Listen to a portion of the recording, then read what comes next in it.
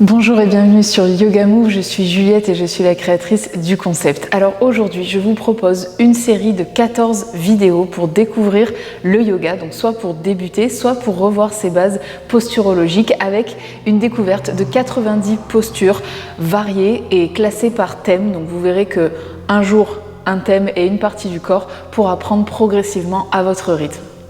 Je vous conseille de faire les vidéos dans l'ordre, bien entendu, mais également de refaire une deuxième fois les 14 jours pour vraiment préparer votre corps au yoga. Donc on va à la fois renforcer tous les muscles du corps et à la fois les assouplir. Au niveau du matériel, il est possible que pour certaines postures et pour certaines adaptations, vous ayez besoin de briques ou d'une sangle. Alors si vous n'en avez pas, ce n'est pas un souci. Les briques peuvent être remplacées par deux gros livres, deux gros dictionnaires et la sangle peut être remplacée par une ceinture de peignoir de bain par exemple. Ça fera très bien l'affaire. Bienvenue à cette 9e journée de 14 jours pour débuter le Yoga Move. Alors aujourd'hui, on va axer notre travail du coup sur le dos. Donc on va le renforcer et l'assouplir avec 3 postures et 3 postures. Je vous dis à tout de suite. Alors, on va commencer du coup avec une posture de stretch pour étirer au maximum tous les muscles du dos. Donc, on va venir flexer les pieds et se placer en posture de la pince assise. Donc, les jambes tendues, mais si vous sentez que vous avez du mal à garder le bas du dos légèrement creusé ou en tout cas allongé, vous pouvez mettre une brique sous vos genoux. Comme ça, ça allégera un petit peu la pression, la tension du stretch de la chaîne postérieure. Ok, donc on pousse bien dans tous les cas les fesses vers l'arrière, on flexe les pieds, on agrandit la colonne, on laisse le nombril avancer, la poitrine rentrer, les épaules sont loin des oreilles et le menton est légèrement connecté à la poitrine sans écraser la gorge. Ici, je vais venir placer mes deux bras au niveau des tempes, les mains légèrement plus vers l'avant que vers l'arrière, je garde les épaules basses et je mets une légère pression entre les deux mains pour engager les muscles du haut du corps. J'inspire, j'agrandis ma colonne vertébrale, j'imagine un élastique qui s'allonge vers le plafond. Expire, je vais essayer de rapprocher légèrement le nombril des cuisses en gardant le dos le plus droit possible. Donc interdiction d'arrondir et de plonger avec le haut du corps. Inspire, je crée de l'espace et je sens les côtes qui s'éloignent du bassin. Et expire, je vois si ça peut descendre de quelques millimètres. Flexez bien les pieds sur l'inspiration, tire le crâne loin du bassin. Et expire, on relâche les tensions pour aller chercher un petit peu plus vers l'avant. Et puis au dernier moment, on va venir relâcher du coup les mains vers l'avant, les bras, la tête. Essayez de ne pas forcer, de ne pas aller chercher vers les jambes, mais simplement de relâcher toutes les tensions au niveau de la nuque, au niveau des épaules, des bras. Laissez-les vraiment pendouiller vers l'avant pour pas qu'ils vous gênent dans la descente. Profitez-en pour vous recentrer. Oxygénez le corps, concentrez-vous sur la respiration qui devient fluide et régulière. Et à chaque expiration, vous devez sentir le poids du crâne qui descend naturellement vers les genoux, donc sans forcer. Le dos s'arrondit, ça vient donc étirer tous les muscles qui sont placés au niveau de la chaîne postérieure, donc l'arrière des jambes, mais le dos, bien entendu. Inspirez une dernière fois. Et sur une expiration, on vient dérouler vertèbre après vertèbre pour revenir dans notre axe. Ok, on va venir se placer donc en posture du cygne. Donc je vais venir plier mon genou gauche, le déposer à l'avant du tapis et venir tendre ma jambe droite derrière. Alors pour commencer, on va venir avancer les mains à l'avant du tapis, les deux mains posées à plat sur le sol. On essaye de garder les hanches bien parallèles. La jambe droite derrière est tendue mais relâché, donc vous pouvez poser le genou sur le sol. Et ici déjà je vais observer donc ma colonne vertébrale. Est-ce que je suis arrondie au niveau du haut du dos? Est-ce qu'au contraire j'essaie de tracer une ligne entre le bassin et le sommet du crâne? Et surtout j'observe mes ressentis, si ça pince dans le bas du dos. On va rester sur cette option en venant inspirer et tirer le crâne loin des fesses. Expire et on va venir rapprocher un petit peu les mains du bassin. Donc si vous êtes à l'aise, vous pouvez carrément venir placer vos deux mains à côté du bassin. Attention, les épaules restent loin des oreilles, le menton vers le bas sans écraser la gorge. Même exercice, j'inspire, j'allonge dans ma colonne vertébrale. J'expire, j'essaye au fur et à mesure de reculer les mains et agrandir mon dos. Inspire, agrandis la colonne. Et expire, je recule un petit peu les épaules et le crâne et je fais attention à ne pas casser ma nuque ni envoyer le regard vers le plafond. Ok, et je peux venir du coup relâcher tranquillement pour faire la même chose de l'autre côté. Donc je viens placer mon genou droit au centre du tapis, je viens tendre ma jambe gauche à l'arrière. Donc je commence soit avec les mains en avant, l'idée c'est d'avoir le dos bien placé, le nombril en avant, la poitrine rentrée, les épaules loin des oreilles et la nuque allongée. Et puis si je me sens à l'aise, je peux venir tranquillement placer mes mains un petit peu plus près du bassin. Inspire profondément, j'allonge dans ma colonne vertébrale. Expire, je viens reculer légèrement, donc on vient assouplir et gainer à la fois les muscles du dos. Inspire, j'étire le crâne vers le plafond. Expire, je recule un petit peu plus. Et inspire, mets de l'espace dans la colonne.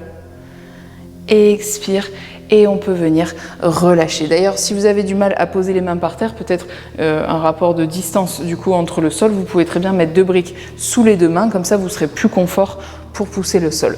Ok, on va revenir donc placer notre genou gauche au centre du tapis et reculer de nouveau la jambe droite, donc comme si on replaçait la posture du cygne, sauf qu'ici on va travailler la posture de la sirène, donc c'est une variante. Là c'est la même chose, si vous voulez vous aider à avoir le dos le plus droit possible, vous pouvez placer une brique sous la main gauche et ça va vous aider à presser le sol et à garder le dos le plus droit possible.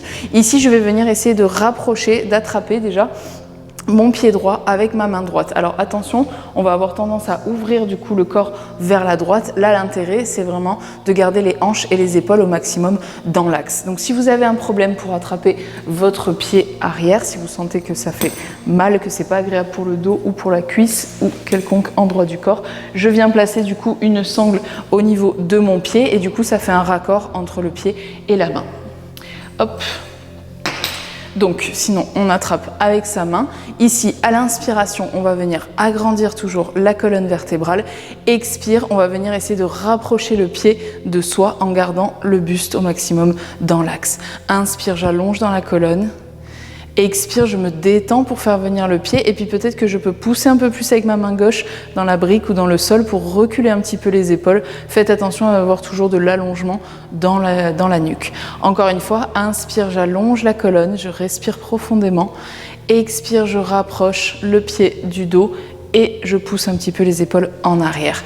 Ok, et je peux venir relâcher pour faire la même chose de l'autre côté. Donc je viens placer du coup mon genou droit au centre, ma brique sous ma main droite. Je viens attraper mon pied gauche, donc soit avec la sangle, soit avec ma main directement, les hanches et les épaules dans l'axe. J'inspire, j'agrandis la colonne. Expire, je rapproche légèrement le pied de moi. Inspire, je crée de la distance dans le dos. Expire, je rapproche et je peux peut-être reculer un tout petit peu les épaules. Inspire, agrandissez la colonne, faites attention à vos ressentis, restez connectés, expirez, repoussez et relâchez tranquillement. Ok, puis je peux venir refermer, relâcher ma brique et je vais revenir sur mes pieds pour la posture d'après. Donc restez vraiment vigilant à vos ressentis. Si vous sentez un pincement ou une douleur, n'hésitez pas à vous arrêter ou à repartir sur une option un petit peu plus intermédiaire. Faites en fonction de votre corps. Donc je reviens placer ma montagne. Donc du coup je vais venir placer les pieds sous les os iliaques, donc sous la pointe des os à l'avant. Je pose mes mains et je place mes pieds juste en dessous des mains. Je presse sur la tranche extérieure des pieds pour maintenir la rotule dans l'axe. L'idée c'est qu'elle soit à peu près au niveau du 2e orteil si on est précis. On agrandit les jambes, on agrandit l'espace entre le bassin et les côtes. Je laisse le nombril avancer, je rentre la poitrine, épaules loin des oreilles et je viens placer les 2 bras au niveau des tempes, les mains légèrement plus vers l'avant. J'inspire, j'agrandis tout le dos. Expire, je vais pousser le bassin vers l'avant et je vais emporter ensemble la cage thoracique, les bras et le visage vers le plafond. Essayez vraiment de faire fonctionner ces 3 volumes, même 4 avec le bassin, ensemble. Inspire, je crée de la distance entre le sommet du crâne et les talons qui s'enfoncent dans le sol. Expire, je pousse le bassin en avant et je vais chercher un petit peu plus loin vers le plafond en gardant une cohérence. Donc faites attention à ne pas casser complètement votre nuque. Inspire, j'allonge, j'agrandis le corps comme si j'avais gagné des centimètres.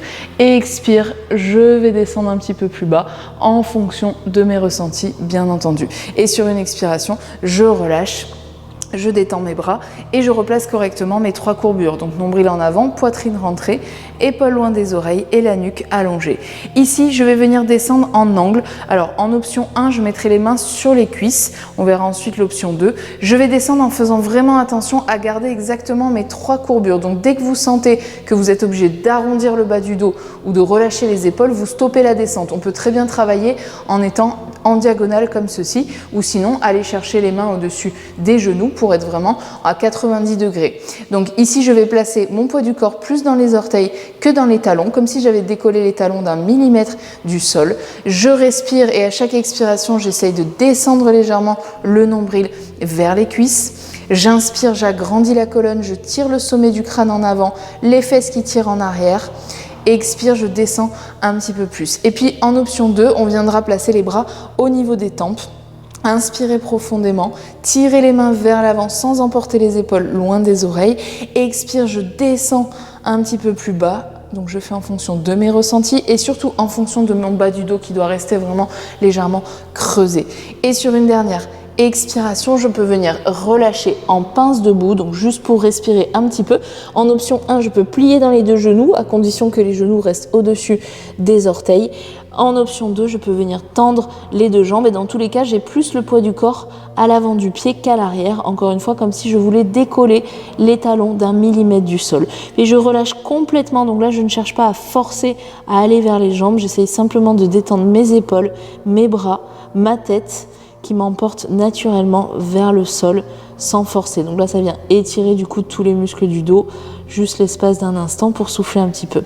Ok, on inspire profond et sur une expiration, on va venir plier pour tout le monde dans les genoux et revenir déposer les 2 genoux dans le sol. Alors si vous êtes sensible au niveau des genoux, des rotules, peut-être qu'ils vont s'enfoncer un petit peu dans le tapis, je vous invite à mettre un coussin sous les genoux, ça sera un petit peu plus confort. Puisqu'on va rester ici, donc on va placer cette fois-ci les genoux sous les os iliaques pour avoir toujours notre bonne largeur de bassin. On agrandit dans le dos, on rentre la poitrine, épaules loin des oreilles et on replace les bras tempes. Donc cette posture qui est la posture du chameau ressemble étrangement à la posture de la montagne qu'on a fait avant, sauf qu'ici on est à genoux, c'est simplement une variante. Donc on inspire, on agrandit, c'est le même exercice. Expire, je vais pousser le bassin en avant et je vais venir ouvrir la poitrine, les bras et le regard vers le plafond. Inspire, sentez l'allongement qui se crée dans le dos. On essaie vraiment d'espacer chaque vertèbre avant d'aller chercher un petit peu plus loin dans la flexion arrière. Et une dernière fois, je tire le crâne loin du bassin, je crée de la distance dans tout le corps. Expire, je descends le plus bas possible et sur une expiration, je peux venir relâcher. Voilà, j'espère que cette nouvelle journée vous a plu et je vous dis à demain.